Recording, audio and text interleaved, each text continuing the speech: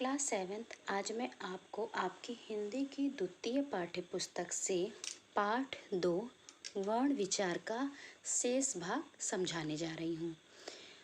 पाठ 2 वर्ण विचार का बेटा मैंने आपको पेज नंबर 15, 16 एवं 17 के आधे भाग तक समझाया था, जिसमें बेटा मैंने आपको स्वर स्वर किसे कहते हैं, स्वर के भेद, अनुस्वार, अनुनासिक समझाया था। आज बेटा मैं आपको स्वरों की मात्राएं से समझाने जा रही हूँ। स्वर अ, आ, ई, उ, री, ए, ओ, औ। जैसा कि बेटा आप जानते हैं पहले से ही कि स्वर की संख्या 11 होती है। अ की कोई मात्रा नहीं होती है। बाकी जो शेष है स्वर, जैसे कि आ, ई, उ, री, ए, ओ, औ की मात्रा होती, जो यहाँ पर दी गई है। अब उनसे बने शब्द, स्वरों से बने शब्द, जैसे अ से कमल, आ से काम, ई से किला, ई से कील, ऊ से कुछ, ऊ से कूप, री से कृपा, ए से केला, ए से कैसा, ओ से कोना, औ से कौन।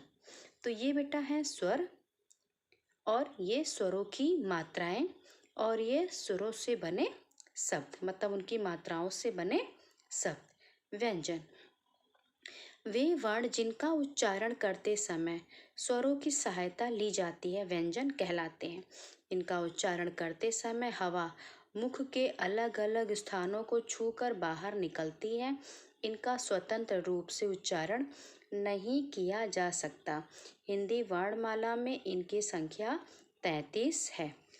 बेटा जो वर्ण जिनका उच्चारण करते समय स्वरों की सहायता ली जाती है उन्हें व्यंजन कहते हैं। जैसा कि स्वर में बेटा किसी अन्य वर्ण की सहायता नहीं ली जाती है, जबकि व्यंजन के उच्चारण में बेटा स्वरों की सहायता ली जाती है। और जो बेटा व्यंजन होते हैं उनका उच्चारण करते समय जो हवा होती है वह मुख के अलग अलग स्थानों का स्पर्श करते हुए अलग अलग स्थानों को छूते हुए बाहर निकलती है, और व्यंजनों का बेटा उच्चारण स्वतंत्र रूप से नहीं किया जाता। हिंदी वर्णमाला में व्यंजनों की संख्या 33 होती है। इनके अतिरिक्त संयुक्त व्यंजन होते हैं तथा अंगा और ढ भी व्यंजनों में आते हैं। अब आइए बेटा पेज नंबर 18 पर।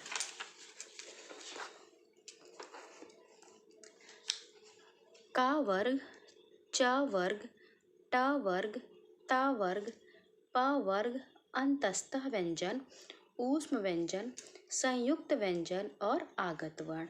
ये जो बेटा है ये जो है 5 वर्ग हैं। जो 5वां वर्ण होता है बेटा उसको पंचमाक्षर कहते हैं, जैसे कि क, ख, ग, घ, अंगा। जो अंगा है बेटा ये 5वां वर्ण है, तो ये पंचमाक्षर है। च, छ, ज, झ, इया। इया 5वां वर्ण है, तो ये पंचमाक्षर है। इसी तरह से ट, ठ, ड, ढ, अड़ा, त, थ, द, ध, ना, पा, फा, बा, भा, मा। तो इस तरह से बेटा अंगा, इया, अड़ा, न, मा, ये जो है 5 वर्ण पंचमाक्षर होते हैं, क्योंकि ये बेटा 5 वर्ग में जैसे क वर्ग, च वर्ग, ट वर्ग, ता वर्ग, पा वर्ग में ये 5वां वर्ण होता है, इसे पंचमाक्षर कहते हैं। अंतस्था व्यंजन बेटा य, र, ल, व होता है। ऊष्म व्यंजन स, श, सा, ह होता है। संयुक्त व्यंजन में छ, त्र, ज्ञ, श्र। और आगत वर्ण है बेटा ज, फ, अ होता है। विशेष, ऊपर लिखित सभी व्यंजनों में अ मिला हुआ है। आ रहित व्यंजन लिखने के लिए व्यंजन के नीचे हलंत लगाया जाता है, जैसे कि क, ख, ग, घ आदि। बेटा जितने भी व्यंजन हैं सब में आ मिला हुआ है, और जब बेटा हम अ को निकाल देंगे अरहित हो जाएगा, तो व्यंजन के नीचे हलंत लगाया जाता है, जैसे यहाँ पर लगा है। अंग तथा ढ ध्वनियों का प्रयोग हिंदी में ही किया हिंदी में ही होता है, संस्कृत में नहीं बेटा। जो अंगा होता है और ढ होता है, इनका प्रयोग, इनकी ध्वनियों का प्रयोग मात्र बेटा हिंदी में होता है, संस्कृत विषय में नहीं होता है। इनका प्रयोग शब्द के बीच में या अंत में होता है, जैसे सड़क, तगड़ा, पढ़ाई, चंडीगढ़। अंगा और ढ का जो बेटा प्रयोग होता है वो या तो शब्द के बीच में होता है या शब्द के अंत में होता है, कोई भी शब्द इनसे प्रारंभ नहीं होता है। र का प्रयोग मात्राओं के रूप में भी होता है, जैसे र मूल रूप, देखिए एक रा ऊपर होता है बेटा स्वर रहित, एक रा नीचे होता है स्वर सहित, फिर ये दो रा स्वर सहित नीचे से गोल व्यंजनों के साथ, जैसे रमन, कर्म, क्रम, राष्ट्र। ये तीन तरह के रा, जैसे कर्म है तो माँ पे ऊपर रा लगा है बेटा, और क्रम तो क्रम में नीचे रा लगा है, और राष्ट्र, राष्ट्र में ये ट में नीचे लगा है। अब है ऊ तथा उ की मात्राएं रा के पेट में लगाई जाती है। देखिए बेटा, जो जैसे होता है रू, रू होता है तो ऊ और उ की मात्रा बेटा रा के पेट में लगाई जाती है। ये है बिना घुमाए और ये है घुमाकर। ध्यान से क्लास 7 इसको बेटा आप फिर से देखिएगा। जब हम व्यंजनों का उच्चारण करते हैं तब बाद में अ की ध्वनि सुनाई देती है। जब बेटा हम किसी भी व्यंजन का उच्चारण करते हैं तो हमें बाद में अ की ध्वनि सुनाई देती है, अर्थात सभी व्यंजनों में अ मिला हुआ होता है। परंतु जब शब्द में व्यंजन के साथ स्वर की जिस मात्रा का प्रयोग किया जाता है उसी की ध्वनि सुनाई देती है, जैसे कि स, जैसे सा है तो स, उ यानी कि सूल, तो सूल में कितनी ध्वनियां हैं? स, उ, ल और आ। यदि शब्द में वर्णों का उच्चारण शुद्ध ना हो तो वर्तनी में भी अशुद्धियां हो जाती, जैसे अशुद्ध है सुआद, अशुद्ध क्या है बेटा? स्वाद। अशुद्ध में है मूंगफली, अशुद्ध में है मूंगफली। अब आइए बेटा पेज नंबर 19 पर। व्यंजनों के भेद। व्यंजन के बेटा 3 भेद होते हैं, स्पर्श व्यंजन, अंतस्थ व्यंजन और ऊष्म व्यंजन। स्पर्श व्यंजन, स्पर्श यानी छूना, जिन व्यंजनों के उच्चारण के समय श्वास, वायु, जिह्वा और मुख के अलग अलग भागों को स्पर्श करती है वे स्पर्श व्यंजन कहलाते हैं। ये 25 हैं। स्पर्श व्यंजन है बेटा, स्पर्श का मतलब होता है छूना। जिन व्यंजनों को बोलते समय, उनके उच्चारण के समय बेटा श्वास वायु जो होती है वह जिह्वा को और मुख के अलग अलग भागों को छूती है तो वे व्यंजन स्पर्श व्यंजन कहलाते हैं। और स्पर्श व्यंजनों की संख्या बेटा 25 होती है। यहाँ देखिए बेटा क से मा तक। प्रत्येक पंक्ति के प्रथम वर्ण के नाम के आधार पर उस वर्ग के अन्य व्यंजनों को जाना जाता है। जैसे क वर्ग में बेटा, क वर्ग में क ख ग घ अंगा, च वर्ग ट वर्ग आदि। अंतस्थ व्यंजन, अंत, मध्य, बीच, स्थित। इन व्यंजनों का उच्चारण स्वर तथा व्यंजन के मध्य का सा होता है। उच्चारण के समय जिह्वा मुख के किसी भाग को स्पर्श नहीं करती। ये 4 हैं, य, र, ल, व। अंतस्थ व्यंजन, अंत, मध्य या बीच और स्थ। इन व्यंजनों के उच्चारण के समय बेटा स्वर तथा व्यंजन के मध्य का सा होता है और उच्चारण करते समय बेटा जो जिह्वा होती है वो मुख के किसी भी भाग को स्पर्श नहीं करती है। ये 4 होते हैं संख्या में, य, र, ल, व।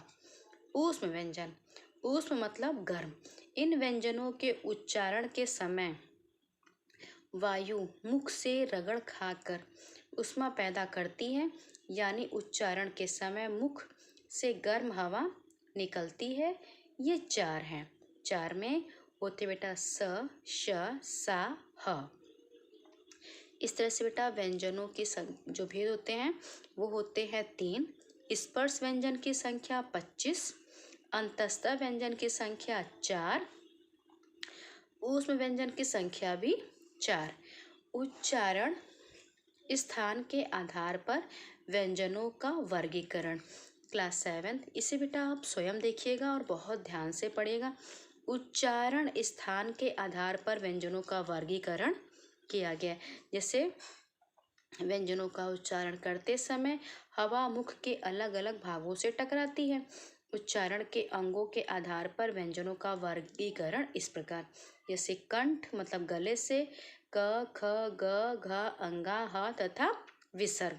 तालव्य मतलब कि कठोर तालु से, च छ ज झ इया य अ स।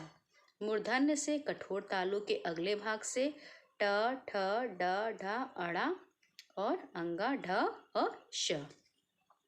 दंत, दंत मतलब दांतों से, त थ द ध न और सा। अब आइए बेटा पेज नंबर 20 पर। अब है वर्तस्य मतलब दांतों के मूल से, ज र और ला। फिर है दोनों होठों से यानी कि दव्योष्ठ यानी कि प फ ब भ मा। फिर दंतोष्ठ निचले होंठ व ऊपरी दांतों से, व और फ। अब है बेटा संयुक्त व्यंजन। तो जो अभी आपने बेटा पढ़ा है उच्चारण स्थान के आधार पर व्यंजनों का वर्गीकरण, क्लास 7th, इसे बेटा फिर से देखिएगा और ध्यान से समझने का प्रयास कीजिएगा। संयुक्त व्यंजन, जो व्यंजन दो या दो से अधिक व्यंजनों के मेल से बनते हैं वे संयुक्त व्यंजन कहलाते हैं।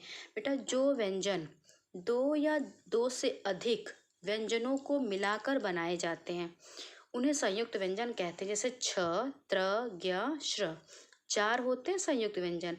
क प्लस स प्लस आ यानी कि छ, त प्लस र प्लस आ त्रा, ज प्लस इय प्लस आ ज्ञ, श प्लस र प्लस आ यानी कि स्रा।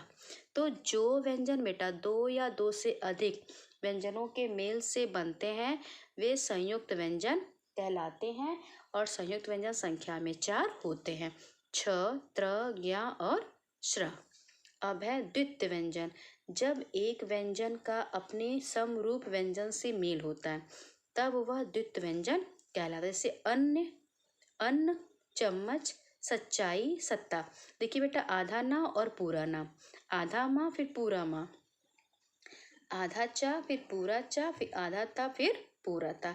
तो जब एक व्यंजन का बेटा अपने ही समरूप व्यंजन से मेल होता है तब वह द्वित्व व्यंजन कहलाता है। द्वित्व व्यंजन में भी पहला व्यंजन स्वर रहित और दूसरा व्यंजन स्वर सहित होता है। संयुक्ताक्षर, जब एक स्वर रहित व्यंजन अन्य स्वर सहित व्यंजन से मिलता है तब वह संयुक्ताक्षर कहलाता है।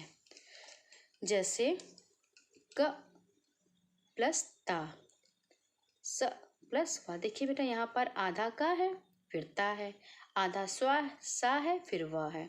यानी कि जब एक स्वर रहित मतलब एक आधा व्यंजन और एक पूरा व्यंजन मतलब स्वर सहित, एक हो गया स्वर रहित, जैसे आधा का जो है ये क्या है स्वर रहित और ता क्या है स्वर सहित।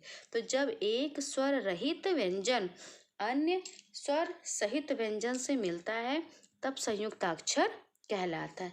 संयुक्त, स्वाद, स्थान और शुद्ध। अब है वर्ण विच्छेद। विच्छेद का अर्थ है अलग करना। शब्द के वर्णों को अलग अलग करके लिखना वर्ण विच्छेद कहलाता है। वर्ण विच्छेद करते समय स्वरों को मूल रूप में लिखा जाता है तथा व्यंजनों के नीचे हलंत लगाना आवश्यक होता है। जैसे रजत है, अगर हम रजत के बेटा वर्ण विच्छेद करेंगे तो र अ र आ ज आ त आ। तो ये जितने उदाहरण दिए बेटा वर्ण विच्छेद के ये आप स्वयं पढ़िएगा। अब आइए पेज नंबर 21 पे। उच्चारण के समय वर्ण की ध्वनि जिस स्थान पर आ रही है विच्छेद करते समय उसे उसी स्थान पर लिखें। अब है वर्ण संयोग, शब्द के विच्छेद किए गए वर्णों को मिलाकर पहले वाली स्थिति में लाना वर्ण संयोग कहलाता है। जैसे शब्द है, जैसे यहाँ पर है स आ ब द आ, मतलब इन बिखरे हुए जितने भी वर्ण हैं उनको मिलाकर लिखना वह वर्ण संयोग कहलाता है। और शब्दों के वर्णों को अलग अलग करके लिखना बेटा वर्ण विच्छेद कहलाता है। उच्चारण उच्चारण तथा वर्तनी की अशुद्धियाँ। मुख से अक्षरों को बोलना उच्चारण कहलाता है। बेटा मुख से अक्षरों को बोलना उच्चारण कहलाता है। सभी वर्णों के लिए मुख में उच्चारण स्थान होते हैं। यदि वर्णों का उच्चारण शुद्ध न किया जाए तो लिखने में भी अशुद्धियाँ हो जाती हैं। हिंदी एक वैज्ञानिक भाषा है, इसे जैसा बोला जाता है वैसा लिखा भी जाता है। नीचे अशुद्ध उच्चारण के कारण सामान्य अशुद्धियों के कुछ उदाहरण दिए जा रहे हैं। आइए बेटा पेज नंबर 22 पर। यहाँ पर बेटा एक तरफ अशुद्ध शब्द है और दूसरी तरफ शुद्ध शब्द हैं। साथ ही साथ किस तरह की अशुद्धियाँ हैं ये भी दिया गया है। तो क्लास 7 आज आप बेटा इसको स्वयं पढ़िएगा, जो अशुद्ध शब्द हैं और फिर उनके शुद्ध शब्द, इसे आप स्वयं पढ़िएगा और समझिएगा। पढ़ते व बोलते समय शुद्ध उच्चारण पर बल दीजिए व शुद्ध उच्चारण सीखे ताकि लिखते समय वर्तनी की अशुद्धियों से बच सके। इस तरह से क्लास 7 आज बेटा आपका पाठ 2 वर्ण विचार पूरा हो गया है। इस पाठ को बेटा आप पूरा पुनः पढ़िएगा, क्योंकि बेटा ये आपके लिए बहुत ही ज़्यादा महत्वपूर्ण पाठ है, क्योंकि इसमें बेटा आपको वर्ण के बारे में पूरी तरह से बताया गया है।